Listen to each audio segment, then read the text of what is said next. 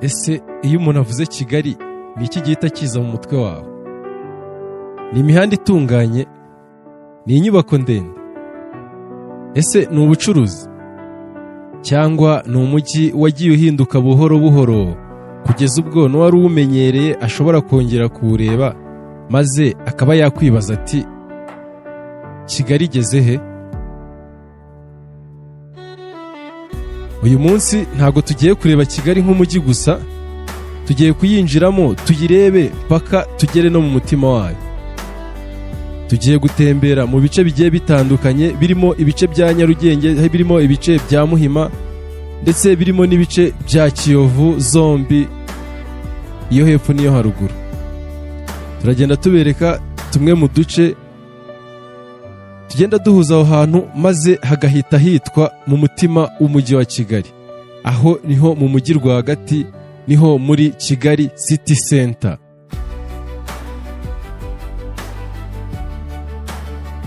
Uko turagenda dutembera aho ngaho muri Kigali City Center, turaza kugenda tubona ikintu kimwe.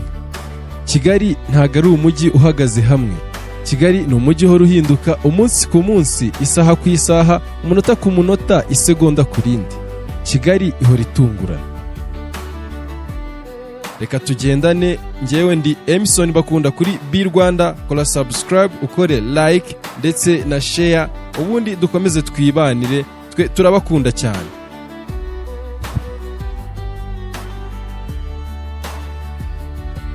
Nyarugenge ni hamwe mu hantu hafite umwanya ukomeye mu mateka y'umujyi wa Kigali. Ariko iyo urebye Nyarugenge y'uyu munsi ubona ikirenze amateka. Ubona amazu meza, ubona ibikorwa by'ubucuruzi, ubona abantu bagenda, imodoka zinyuranyuranamo, n'umujyi ukora kuva mu gitondo kugeza nimugoroba. Naho ushobora guhagarara akanya gato ukareba hirya no hino, maze ugasanga Kigali ifite isura nyinshi. Hari Kigali y'amateka, hari Kigali y'ubucuruzi, hari Kigali y'inyubako nshya kandi ndende, kandi byose bihuriye ahantu hamwe.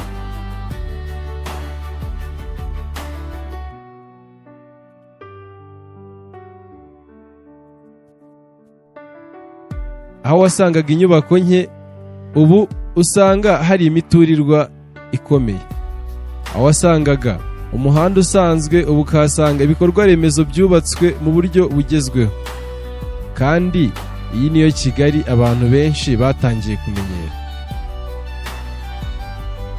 Downtown Kigali, mu mutima w'ubucuruzi. Ahangaha ni hamwe mu habarizwa gare yo mu mujyi, habarizwa amazu y'ubucuruzi. Aha yuvuze downtown jyaniranamo n'aha ku nyubako za Shike, ndetse no hirya yaho kuri Mike, ni inyubako z'ubucuruzi ziri aho ngaho. Ni ahantu amazu y'ubucuruzi aba ari impande n'impande z'imihanda, abantu baba binjira abandi basohoka, imodoka zikomeza urugendo, kandi inyubako zigezweho zigatanga isura y'umujyi uri kwinjira mu kindi gihe cyiza kandi kigezweho. Iyo uhagaze hagati muri downtown ukareba hejuru, ushobora kubona uko Kigali yagiye ihinduka mu myaka yashize. Nkuko mugenda mubibona n'ubundi rero, aho ngaho niyo Kigali y'iki gihe. Hano inyubako zikomeye zagiye zuzura, hari ama mini market kubera uburyo ki abantu babaye benshi cyane. Aho ngaho rero ni mu gace ka downtown na Shike. Ni inyubako ya Shike, ibyo ni bya biraro byubatswe na wa mushoramari Coach Gael muri Kigali Universe. Aho hejuru hari Kigali Universe.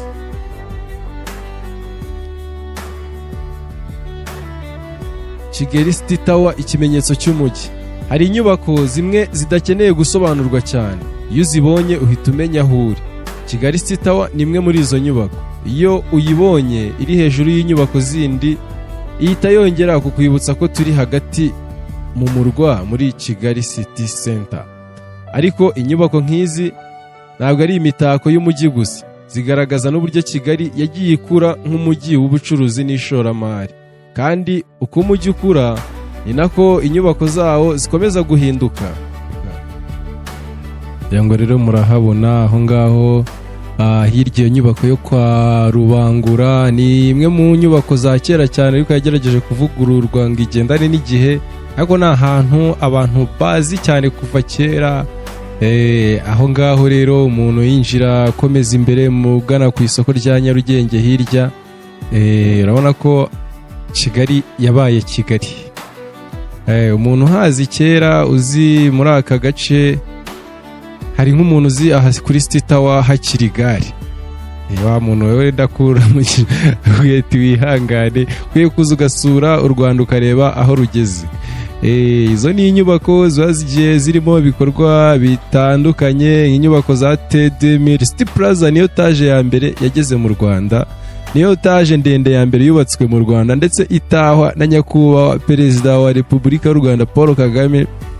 Ari ibicika ngo mu Rwanda huzuye inyubako nshyashya, ariko ubu ngubu izimaze kuhagera nizo nyinshi.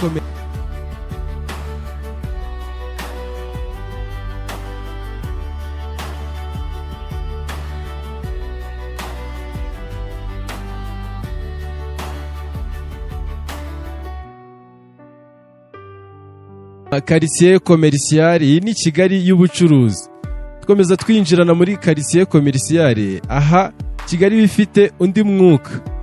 Ubucuruzi burigaragaza, abantu benshi baba bahari, amaduka, ibiro n'ibindi bikorwa bitandukanye bigahurira ahantu hamwe. Ibi bituma wumva impamvu downtown na quartier commercial ari igice gikomeye cy'ubuzima bwa Kigali, kuko umujyi ntabwo uba mwiza kubera inyubako gusa, umujyi uba mwiza kubera abantu bawukoreramo.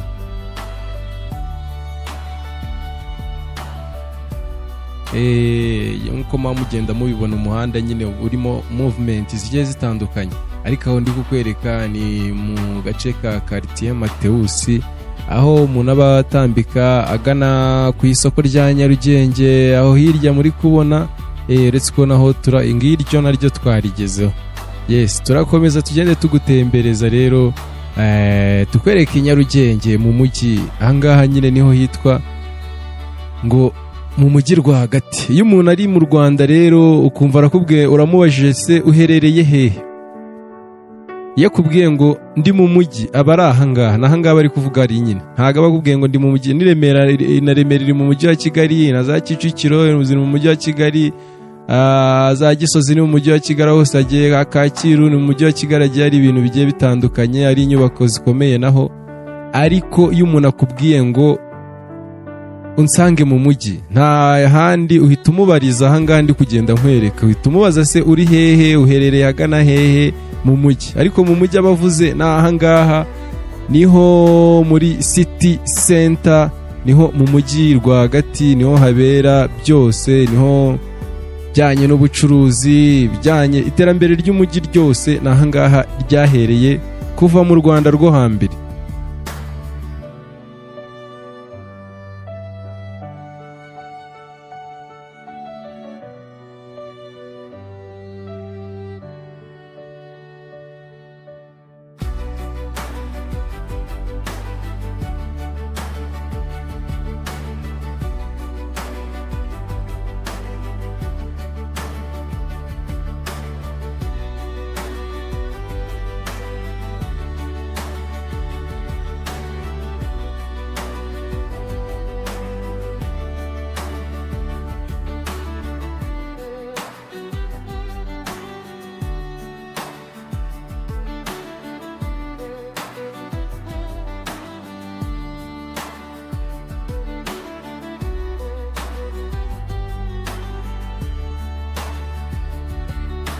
Car free zone, aho umujyi uhumekera.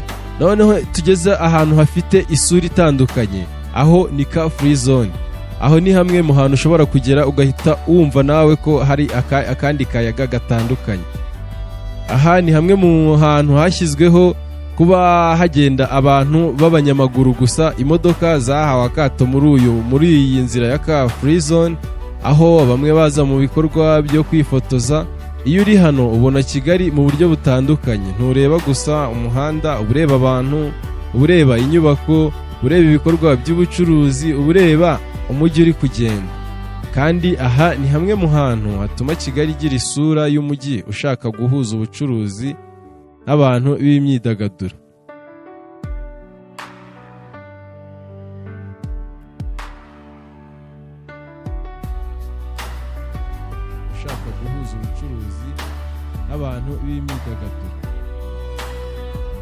Abantu abari urujya n'uruza ngaha baje kwitemberera ahantu bari kwifotoza nk'uko nabibabwiye, banywa agacyayi, haba hari buri kimwe nyine nk'ahantu n'ubundi hagenewe gutembera, kuruhukira. Mubibona abazungu baba batembera aha ngaha n'abantu bose muri rusange. Yego, urabibona rero aho ngaho tugeze, aha ni muri Car Free Zone, turi kugenda tukwereka ibyiza biri mu mujyi wa Kigali, umujyi ufite isuku nk'uko mugenda mubyibonera, n'abawurimo nabo baba bafite isuku, kugira ngo ari umujyi urakeye, abawubamo nabo barakeye, mbega ibintu byose biba biteguye aha ngaha.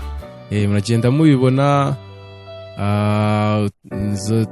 tuzu ducururizwamo bimwe mu bintu bigaragaza umuco nyarwanda, ibintu bya kinyafurika. Aha rero urumva hakunda gusohokera abazungu kenshi cyane, baza bakeneye nabo ibintu nk'ibi by'urwibutso.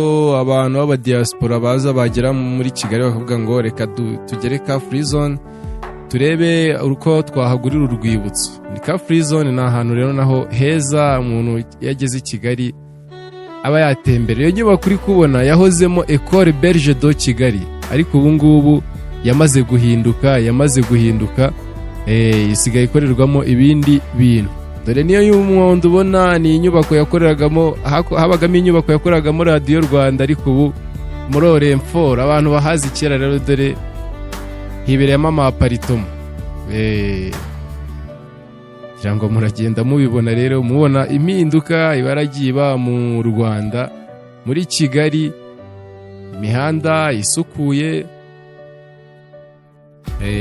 abantu ari urujya n'uruza, abakinnyi ba siporo z'amagare nabo bahaje mu marushanwa agiye atandukanye agenda abera muri iki gihugu cyacu, kugira ngo ni igihugu kiberamo ibikorwa byinshi, imikino igiye itandukanye, kuko mu bintu biri mu Rwanda hari n'ibijyanye n'imikino y'imyidagaduro, ni ibintu byashyizwe imbere cyane, yaba amagare, yaba football, yaba basketball, hari BK Arena, dufite za Stade Amahoro.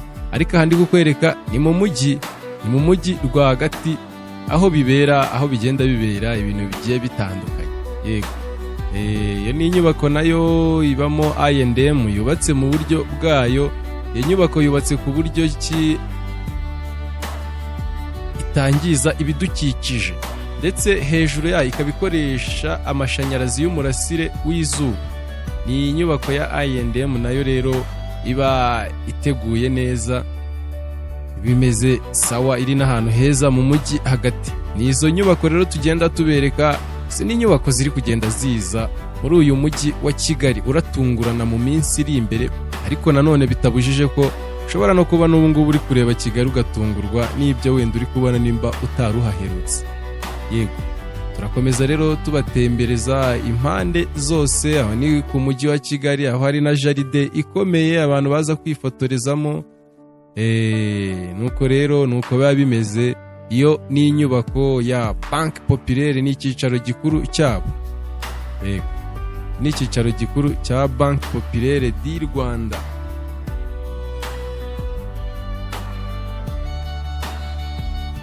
Mu gukomeza kandi nanone tunyura ku muhanda uri hafi ya Banque Populaire na Hotel de Mille Collines. Aha ni ahantu hahuza Kigali y'ubu n'amateka yayo kuva kera.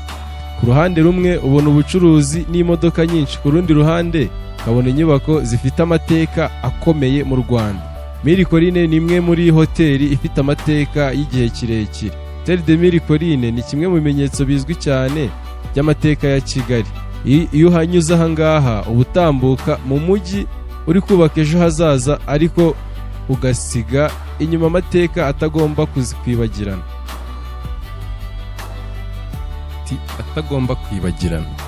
Mille Collines nyine n'ubundi kuva mu gihe cya kera, ni imwe mu mahoteli yaragiye akomeye ndetse yagiye inavugwa mu mateka cyane nyuma ya jenoside yakorewe abatutsi kubera ibintu bigiye bitandukanye byagiye bihabera.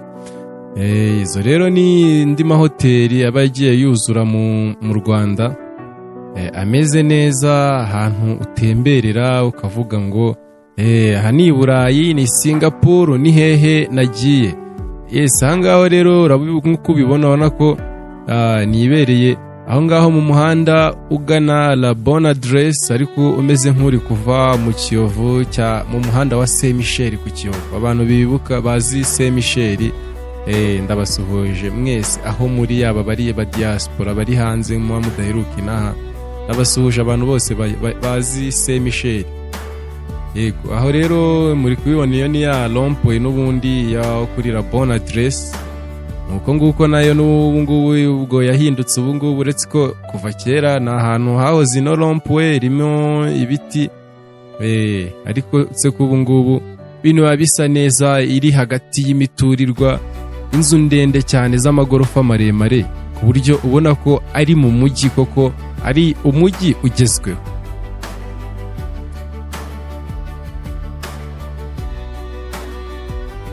Iyo nyubako yindi ubona ya Caritas yo hirya, iyo uri kubona niyo nyubako yajemo esanseri bwa mbere mu Rwanda. Abantu babyibuka, abana bagiye kuryamo iminyenga, namwe aho muri riko reka mbasuhuze.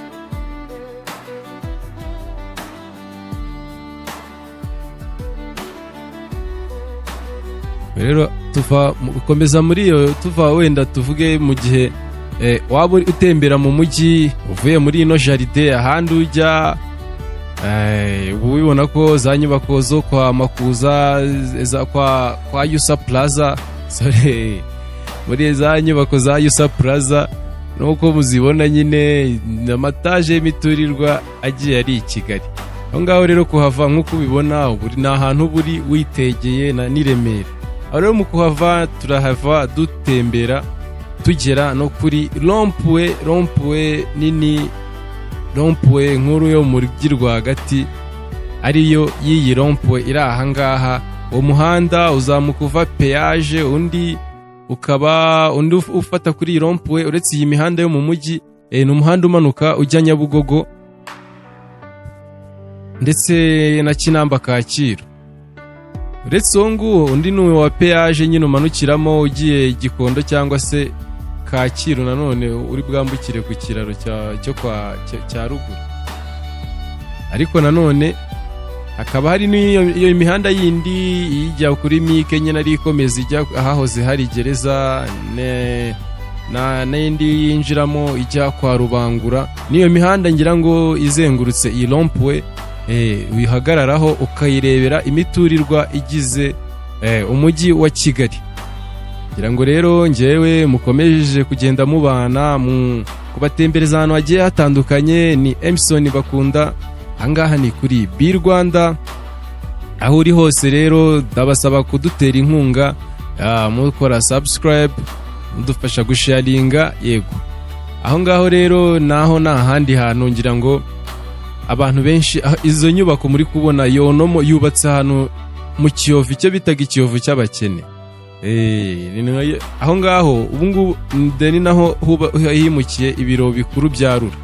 Aho hantu naho ni ahantu nyine hagiye inyubako zari zirimo ziciritse zose bazikuramo. Ubungubu umuntu kuhubaka ni ukuhubaka inyubako ndende igendanye n'igihe. Ngira ngo rero reka mbabwire ngo goodbye, njyewe nahakagaruka kuri B Rwanda. Ciao ciao.